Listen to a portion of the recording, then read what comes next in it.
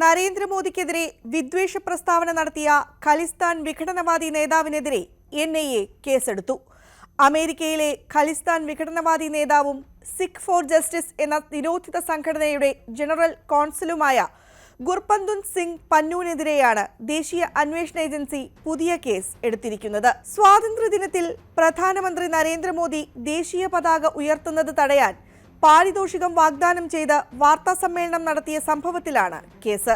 ഇന്ത്യക്കെതിരെ വിദ്വേഷം പടർത്തുന്നതിനും മറ്റു കുറ്റങ്ങൾക്കും ഗുർപന്തുൻ പന്നൂനെതിരെ കേസെടുത്തിട്ടുണ്ട്.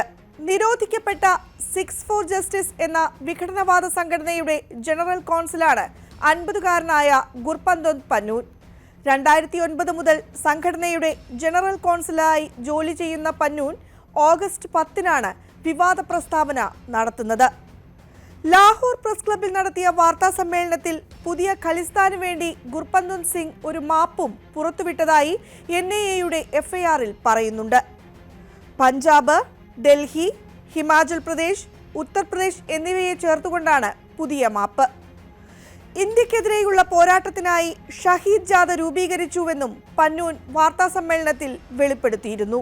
ആഭ്യന്തര മന്ത്രാലയത്തിന്റെ നിർദ്ദേശമനുസരിച്ചാണ് പന്നൂനെതിരെ NIA കേസ് രജിസ്റ്റർ ചെയ്തിരിക്കുന്നത്.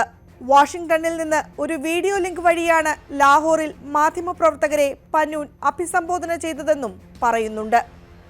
പ്രധാനമായും പഞ്ചാബിനു മേലുള്ള ഇന്ത്യയുടെ പരമാധികാരം നിരസിക്കുന്നതിനും ഖലിസ്ഥാനെ പ്രോത്സാഹിപ്പിക്കുന്നതിനും പന്നൂൻ ശ്രദ്ധ കേന്ദ്രീകരിക്കുകയാണെന്നും ആഭ്യന്തര മന്ത്രാലയത്തിന്റെ റിപ്പോർട്ടിൽ പറയുന്നുണ്ട്. ചെങ്കോട്ടയിൽ പ്രധാനമന്ത്രി ഓഗസ്റ്റ് 15-ന് ദേശീയ പതാക ഉയർത്തുന്നത് തടയുന്ന സിഖുകാർക്ക് 11 കോടി രൂപയാണ് പന്നൂൻ പാരിതോഷികം പ്രഖ്യാപിച്ചിരിക്കുന്നത്. അതേസമയം കാനഡയിലെ ഒട്ടാവയിൽ നിരോധിത സംഘടനയായ സിഖ് ഫോർ ജസ്റ്റിസിന്റെ തലവൻ ഗുർപന്തുൻ പന്നൂനെതിരെ അടുത്ത അനുയായി ഇന്ദർജിത് സിംഗ് ഗോസലിനെ അറസ്റ്റ് ചെയ്തു. തോക്കുകൾ ഉപയോഗിച്ച് കുറ്റകൃത്യങ്ങളിൽ ഏർപ്പെട്ടതിനാണ് അറസ്റ്റ്. ഇന്ത്യയുടെയും കാനഡയുടെയും സുരക്ഷാ ഉപദേഷ്ടാക്കൾ ഡൽഹിയിൽ യോഗം ചേർന്നതിന് തുടർച്ചയായിട്ടാണ് അറസ്റ്റ്.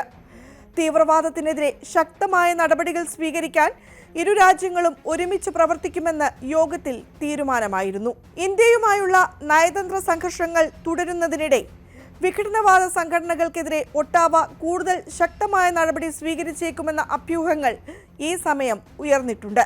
പഞ്ചാബിലെ അമൃത്സറിൽ 1970-ൽ ജനിച്ച പന്നൂൻ ലുധിയാനയിൽ നിന്നും പഞ്ചാബ് യൂണിവേഴ്സിറ്റിയിൽ നിന്നും വിദ്യാഭ്യാസം പൂർത്തിയാക്കിയ ശേഷം 1992-ലാണ് അമേരിക്കയിൽ എത്തുന്നത്. തുടർന്ന് അമേരിക്കൻ പൗരത്വം സ്വീകരിച്ച പന്നൂനിനെ 2020 മുതൽ തീവ്രവാദ പട്ടികയിൽ ഇന്ത്യ ഉൾപ്പെടുത്തി. ഖലിസ്ഥാൻ എന്ന പേരിൽ ഒരു പ്രത്യേക സിഖ് രാഷ്ട്രത്തിനായി പ്രചാരണം നടത്തിയ പന്നൂൻ അമേരിക്ക, കാനഡ, ബ്രിട്ടൻ എന്നിവയുൾപ്പെടെ ലോകമെമ്പാടും പരിപാടികളും റാലികളും സംഘടിപ്പിച്ചു വരുന്നു. മോദി സർക്കാർ തന്റെ മരണം ആഗ്രഹിക്കുന്നുണ്ടെന്നും ഇന്ത്യൻ രാഷ്ട്രീയക്കാർ പാർലമെന്റിൽ തന്നെയും മറ്റ് സിഖ് വിഘടനവാദികളെയും ഭീഷണിപ്പെടുത്തിയെന്നും അദ്ദേഹം പറയുന്നുണ്ട്.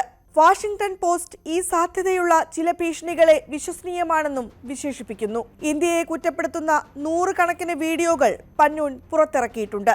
ഇന്ത്യ വിരുദ്ധ ചുവരെഴുത്തുകൾ എഴുതുന്നവരോ സർക്കാർ കെട്ടിടങ്ങളിൽ ഖലിസ്ഥാൻ പതാകകൾ ഉയർത്തുന്നവരോ ഇന്ത്യൻ പതാകയെ അവഹേളിക്കുന്നവരോ ആയവർക്ക് സാമ്പത്തിക പ്രതിഫലവും ഇയാൾ വാഗ്ദാനം ചെയ്യാറുണ്ട്. 2023 സെപ്റ്റംബറിൽ പ്രധാനമന്ത്രി മോദിയുടെയും 2 മന്ത്രിമാരുടെയും രാഷ്ട്രീയ മരണം അദ്ദേഹം ആഹ്വാനം ചെയ്തത് വിവാദമായിരുന്നു.